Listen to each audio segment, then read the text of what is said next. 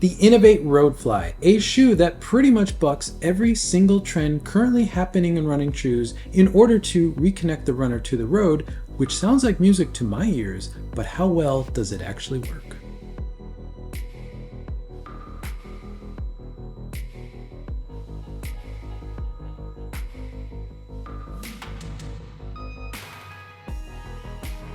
A few months ago, Inov8 sent me an email with a press release attached announcing a new shoe. Now, Inov8 had been on my radar because I had been interested in a few of their trail shoes. However, as far as I was aware, they weren't really in the road running space anymore. However, this press release was announcing a new shoe called the Roadfly, which was their reemergence into the road running space. And I saw words like lower stack, increased ground feel, natural flex, go anywhere outsole, and I was really intrigued. So I replied and said we should talk. We had a wonderful conversation, which I found myself nodding my head along with pretty much everything they were telling me as yes, yes, yes, we really desperately need this shoe in the running space. And from there, a couple weeks on, I got my first pair of Roadflies, which were these, the wide edition of the Roadfly. And then about a week or two after that, I got these, the standard width pair of Roadflies. And collectively, I have now put over 100 kilometers on both of these shoes, and I have a really good sense of what this shoe is. Obviously, Inov8 has sent me both pairs of these shoes for the purpose of review. However, no other compensation was given. Additionally, Inov8 has no editorial control over the contents of this video, and they will not see this video until it goes public on this channel where everyone will see it at the same time. So with that out of the way, let's get into this shoe. And starting with the specs on this shoe, we have 27 mil of foam in the heel, 21 mil of foam in the forefoot. Yes, you heard that right, 27, 21. And actually the actual midsole height of this shoe is 18, 12. 12 mil of foam in the forefoot of a shoe in 2024. I didn't think we would ever be talking about a shoe with that little foam in it. However, when you put the outsole and the insole in the shoe together, that's where you get the 21 mil stack height in the forefoot of the shoe. So that gives you a 6 mil drop. And I will say the drop in this shoe feels like a true 6 mil. If anything, it could be a little bit lower than that. So maybe 4 to 6 mil. It's a very comfortable drop. Now, according to Inov8, the spec that they give for this shoe is 265 grams or 9.34 ounces. And that's a blended weight across the range of all sizes of the shoe. I've never seen a shoe weight given like that, but okay, that's from the brand. However, weighing my own pair, as you can see left and right, they're about 253, 254 grams or 8.9 ounces or so, which makes this shoe under 9 ounces for a very capable, go anywhere, do anything daily trainer, which is really quite brilliant. From a ride standpoint, I would call this a fairly dense ride. Now it's an EVA midsole. It's got a TPU insole in it, which we'll talk about. It deserves its own section in this video. And we have full rubber coverage in the outsole. All that together gives you a very dense feeling cushion underfoot. It's not firm. It's not dead, it's just a very dense cushioning system, which again speaks to the versatility in this shoe, but also speaks into how this shoe will actually flex and feel underfoot. It feels quite nice. And specifically to the wide version of the shoe, the specs are the same, but the weight is just a little bit more. For my pair of these shoes, I get closer to that 265 gram spec from Inov8. My left one is 261 grams, my right one is 262 grams. So this shoe is slightly heavier, but there is more material actually in this shoe because it is a wider last, a wider fit. Starting with the upper on this shoe, there's actually not a lot to say, which is a compliment to this. It's a one-piece engineered air mesh upper, which means it is open where you need ventilation, it's more closed where you need more support, and overall it's just a very, very simple, very good upper that conforms to the foot very well and holds the foot in quite nicely. Now, there is a toe bumper in this shoe which keeps the material up off of the toe. There's a very simple eyelet chain overlay here which helps give this a little bit more stoutness. There's some overlays in the heel which gives a little bit more structure back here because the heel counter in the shoe is fairly soft, surprisingly soft, but there is a little pocket back here which will really dig your heel into that and hold your heel down. And because of the softness and the natural flex of this shoe, this heel's gonna move with your heel And I don't think heel lift's going to be an issue with this because it is a very good fit. The tongue is actually fairly padded, and that matches the ankle collar on this too, which has some padding around it, though it's definitely not the most padded ankle collar I've ever felt, which is a good thing. And again, this tongue is probably the most padded part of the upper, which protects you from any sort of lace bite, but also really wraps around the top of your foot. And with the gusset in the tongue, really helps to center the foot in the mid foot of this shoe to give you a really good lockdown. And the extra padding in this tongue really just sort of wraps around the foot, fills in any gaps in the fit of this shoe, and just provides overall what the brand says is a very sock-like fit. And I would actually agree with that. This shoe fits very comfortably. Again, it's very conforming to the foot, and I have excellent midfoot lockdown, which is rather unique for an anatomically shaped shoe. And that anatomical shape really speaks to the fit of this shoe. Now, I think a lot of people will see this wide toe box and think this is a natural shape or foot-shaped shoe. And it is. That is definitely one of the things that Inov8's really going for with this shoe. However, not all foot-shaped shoes or foot-shaped lasts are made the same. And to explain that, we need to kind of go back to basics. So let's talk about shoe lasts. And what the last is actually the mold or the shape that the shoe is built around. Now, it's a very complicated thing, but for the sake of this conversation, you can think of the last as the insole that's in the shoe. Again, there's more to it, but for the sake of the point I'm trying to make here, that will work. So if you pull the insole out of really any running shoe or really any shoe that you have, you'll get a very traditional last, which means you have a pointy toe, a somewhat wide width around the ball of the foot, it narrows in the waist, and then you have a rounded heel. Now, the forefoot of this type of last usually has something called toe box taper, and that's usually about 25 to 30 degrees, and that's how the front of the shoe becomes pointy. That's the amount of taper that pulls in around the toes.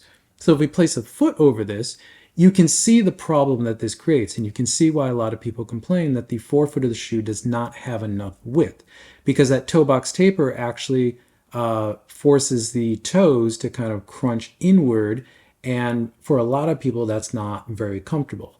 I actually happen to like that if it's done right. In this illustration, it's a very extreme one to make my point, but I typically don't have a problem with this, and in fact, I like that sort of confining fit in the forefoot of the shoe, especially for faster or more performance running, because I feel like I get a better fit. However, since the barefoot movement about 10, 12 years ago, another type of last was really developed, and that was called a natural foot-shaped last or just a foot-shaped last. Now, typically, the companies that were building this sort of last would create the forefoot of the shoe very much like this. It's a squared off forefoot of the shoe, and then they would create a curve or a radius in the heel, and then for the most part they would kind of draw two straight lines between that, and that would give you their foot-shaped last. This type of last can also be referred to as a straight last because there's a straight line from the toe to the heel, and on paper, if you lay a foot over this, this looks like it should be very comfortable because look, now the foot fits in there, the toes are not crunched, there's plenty of room. But the problem that I always ran into with this last, and I come from barefoot running, so I've run in this type of last in pretty much every brand that makes this last, and that's pretty much every barefoot or natural shoe maker will use this last. The problem I always ran into with this is that there's just now too much room for the foot. It will actually move around. It creates a lot of hot points, rub points, blister points. This last, along with a typically ill-fitting upper, especially in the midfoot because everything's too wide, just makes a very sloppy fitting shoe, and I just frankly never like this type of shoe. Now, Inov8 is going a little bit of a different direction. They are going with an anatomical last, or what I'm just going to call the Inov8 standard last. Now, you can see that this is kind of a combination of both lasts. We have a wide forefoot, but we also have a toe-shaped forefoot, so the toe box taper is now gone or severely restricted. We have a narrower waist and a narrower heel. Also, there's another piece of technology in here which is called a curved last. So there's something called a forefoot inflare. I think there's other names for it. That's the name I'm aware of for this. And that's usually about a 5 to 10 degree offset that gives a curve to the last that now mimics the shape of the foot. Because if you look at your foot, it's typically got some level of curve to it. Some people have straight feet, but most people have some sort of curve in the foot. And this curve last is really to accommodate that. So now if we lay a foot over the standard Inov8 last, you can see that there's ample room for the toes, but it's not endless room. But most importantly, the big toe is now allowed to be straight, which is very important because that's where you're driving off the toe and you're getting a lot of the power in your stride. That's important to have that toe very straight. We have a narrower midfoot and we have a nice heel that allows a nice pocket there for holding the foot down. And you can see that curved last now kind of mimics the shape of the foot. It's very nice. Additionally, Inov8 has a wide last, which is basically taking their standard last and adding some width. So if we lay the standard and the wide last over each other, you can see that the wide last is not incredibly wider. However, there is a lot more material on the medial side, and overall it's a wider fit, especially in the heel as well. So having these two lasts really gives Inov8 a lot of options for how they can build their shoes and really make sure that their anatomical fit's going to fit pretty much any style foot. And again, the fit of this shoe is really what's making the shoe work so well for the foot. And I'll get more into that in the ride, but this anatomical shape, this wider forefoot, but with an outsole that's actually performance oriented that allows a lot of natural flex in the shoe. There's no big blockiness in here. There's a lot of flex grooves in this to allow this to move very naturally, but it's also really supporting the foot. There's a lot of emphasis on supporting the arch. There's a medial heel flare, which is giving a lot of support here. And overall, the fit of the shoe is just very reassuring and very comfortable. And then comparing the two shoes, the wide with the standard width, if we again look at the bottom of these shoes, you can begin to see that they're very similar, but there is more width in the black one, especially on the medial side, especially in the midfoot. You can see that there's a lot more material in here that is really there to help support that wider foot. There's also a wider radius in the heel. Overall, these two lasts are just giving a lot of options for runners, and it's a lot of care to detail in how these shoes fit anatomically to really any type of foot. And that brings us into the midsole of the shoe. Now, the midsole of the shoe is something that Inov8 calls PowerFlow Pro Foam. It's just a standard EVA foam. It's not a super critical foam. It's just a standard, solid, very good EVA foam. And in the world of super foams and all these sort of combinations and blended foams, having just a good, solid EVA underfoot is actually quite nice. I still think there's definitely room for very good EVA foams in the running shoe market, and this is a very good EVA foam. As I said, the ride of this is dense, but it's cushioned, it's protective, it's cushioned, but it's nothing you're sinking into, it's nothing that's giving you a lot of resilience out. It's just a good, dense cushioning system that's protecting your foot, flexing and moving with your foot, and just doing the job that it's meant to do to really support your foot, because now this anatomical shape of the shoe is allowing your foot to finally move very naturally. The other big component to, I would call the midsole of the shoe, is something that I don't often talk about on this channel because frankly, they're usually kind of throwaway. But the insole that comes in Inov8 shoes is spectacular. This is something they call the Boomrang insole, and this is standard to the Roadfly and the Trailfly, the trail version of the Roadfly. And what this is a expanded beaded TPU insole, and as you can see, there's beads of TPU suspended in a TPU substrate in this shoe.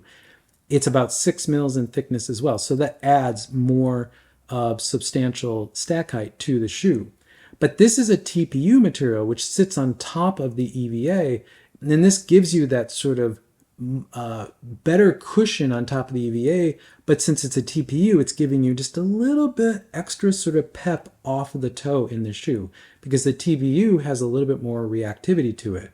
This is probably the best standard insole that really comes in any running shoe I've ever run in. It is really spectacular and really an integral part to the overall cushioning system of this shoe. So you take that 18 mil of EVA in the heel, 12 mil of EVA in the forefoot, you put that 6 mil of TPU insole on top of that.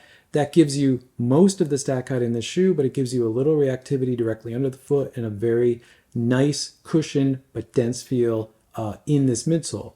Now the last part of the cushioning system of the shoe is this outsole, this full rubber coverage outsole. Now this is a standard Inov8 rubber. It's not their graphene rubber that they use on some of their trail shoes. It's just a very high durable rubber outsole, full coverage. Now there's two features to this. It has what they're calling Metaflex grooves, which are, the grooves that you can see, the white midsole foam that you can see through this, which allow this shoe to flex very naturally, very easily, as well as what they're calling 2mm lugs all across this outsole. Now, with road shoes, we're not used to talking about lugs. We talk about waffles sometimes, but these are very wide lugs that also give this shoe a lot more cushion as well. So again, you take the insole, the EVA midsole, and this wonderful full rubber coverage outsole with these 2mm lugs, and that all together gives you a very, very nice, as I've said many times, dense cushioning system underfoot. But it's a lot of flex, a lot of ground feel, and it really feels like it's a shoe that you can bring anywhere. And that's exactly what I've done with this shoe. I have literally run this shoe everywhere through every pace. Now, if you follow the channel, you know that I've been focusing on a lot more speed work, so I've been doing a lot of faster running. And I have to say, this shoe handles that fairly well. Now, running through that range of paces is something I would never dream of in a typical natural shaped or foot shaped shoe, because the last is just too wide. The uppers are usually very sloppy fitting. There's just too much room in the shoe where I don't want to run much beyond a jog or even really just walk in the shoe because it just doesn't fit. My foot's moving around way too much. But this great midfoot lockdown, the heel lockdown that I have in this shoe, the foot-shaped toe box I have in this shoe that allows me to splay my toes, but most importantly, keeps my big toe straight, which really allows me to power through and dig off of the toe. I made a video about the Nike feel, and part of the Nike feel is how that Nike really builds around digging off of the toe. This is one of the few shoes that I've run in recently that really allows me to do that. But the fact that my big toe is straight in this shoe really allows me to really understand where my foot is in space through my stride and my mechanics. So I can really understand what angle I'm really digging off of my toe. And running in the shoe, I actually found that I put an emphasis more on digging in this way as opposed to really digging off of the big toe. So from a mechanics standpoint, this has been a wonderful shoe to be training in because of all of the feel I have in the foot and the flex that I have in this. It's giving me just a lot of confidence that I know exactly where my foot is in space, so I know what angle I am on the ground. The proprioceptive feedback of the shoe is very, very good, but it's also really allowing me to understand how I'm actually toeing off, which is something I've really been trying to work on lately. Now, as I said, I've also spent quite a bit of time, about 48 kilometers, in the wide version of the last. Now, I don't have a wide foot, so this shoe is way too wide for me. I do get some of that sloppy fit in the shoe. Nothing like a traditional foot shape or natural shape shoe, but it's definitely more room than I want in a shoe. But I can feel the emphasis of the material on the medial side of this shoe, and it feels really good. I've enjoyed this wider shoe for just really kind of lazy, easy runs, almost recovery runs, like a run after a workout where my feet are very tired, my legs are very tired, and I really just want to feel everything moving and I want to understand where my foot is in space. This wider version has been very good for that. But given that I don't have a wide foot, this isn't necessarily a shoe that I need, but I think people that do have wide feet will actually really enjoy running in this shoe. But this standard width has been great. And now I've literally run in this in every pace. Marathon pace, half marathon pace, 10K pace, 5K pace, even 1 mile pace, and even faster than that. Now, the majority of the running that I've done in this has probably been around marathon pace to easier pace. And that pace range is about 4:14 per kilometer to about 5:14 per kilometer. So really within that minute range per kilometer. And this shoe's just been exceptional. But when I do need to pick it up and get into particularly 10K, 5K pace, which like I said, is something I would never expect a foot-shaped or natural shaped shoe to be able to do because of the fit, this shoe just picks up and, works really well. I'm finding no disadvantage to the shape of this shoe, to as much room as I have in the forefoot. And again, it feels really great from a mechanics and training standpoint because I really understand where my foot is and how my foot is interfacing with the ground and toeing off. Now, this is also a shoe that I pretty much run everywhere on every surface, mostly road running, but I have taken this on trail. Now, I have a lot of technical, very steep, rocky terrain, but this shoe does surprisingly well, and I feel like I actually have enough protection on this because of this full rubber outsole that it will do well. But in that kind of smoother, more flowy sections of trail, which I have little sections here and there, this shoe is great. And if that's all the type of trail I had, this would be the only shoe I really need to really do anything. So this is an excellent training option, daily training option to really do any type of running. And that really sets this shoe as a tool, shoes as tool. This really feels like it's a training tool, and it's something that really any runner should integrate into their training rotation. Because even if you don't spend all of your kind of easy running in this shoe, which you definitely could if you want, but you don't have to, I still like running in more traditional shaped shoes because I like that more traditional fit. But to pull this shoe out a couple times a week and really, understand where my foot is and really let my foot move and flex, it's a wonderful tool for that. And I really, really enjoyed it for that. And it's been a valuable tool over the past, I would say, 2 months of running in this to really help me work on my foot strike, my mechanics, and really understanding any sort of trouble areas that I have in my foot or my mechanics and really focus on working on it. Overall, I've been very impressed with this shoe and just the versatility in this shoe and what it allows me to do and what it allows me to feel on my run, which is really what I want to do in a lot of my training runs. Now, this was a very unexpected shoe. I did not expect this shoe to come out in 2024, but I'm very, very happy it did because in a world of just max, stack, stiff, rockered, everything where every shoe feels like the same, this really is an edge case, and it's a very valuable edge case that really, as I said, will complement any running shoe rotation or a very, very good shoe as tool that's going to help you become a better runner. Inov8 is really looking at the Roadfly as a true series. This is the first of a few shoes that will be coming out over the next year, year and a half. And there'll be a zero drop version, there'll be a speed or race version, and there'll be a max cushion version, which will be very interesting. And all of them will have very unique technologies and ideas in them, but really based around this same fundamental platform of lower stack, natural flex, a lot of ground feel, anatomical shape, and just overall a go anywhere, do anything shoe. So again, I've been surprised a few times this year in 2024 because we've seen some shoes that I just did not expect to come out. And this is definitely one of those, but I am very thankful that Inov8's out there putting this shoe into the market because this is the type of shoe that the running shoe market has desperately needed for many years now. Thank you for making it to the end of the video. If you find this content useful, consider subscribing. You'll see more content from me pop up in your feed. If not, drop a like on this video because it helps this channel continue to grow, which I always appreciate. And with that, I'll catch you in the next one.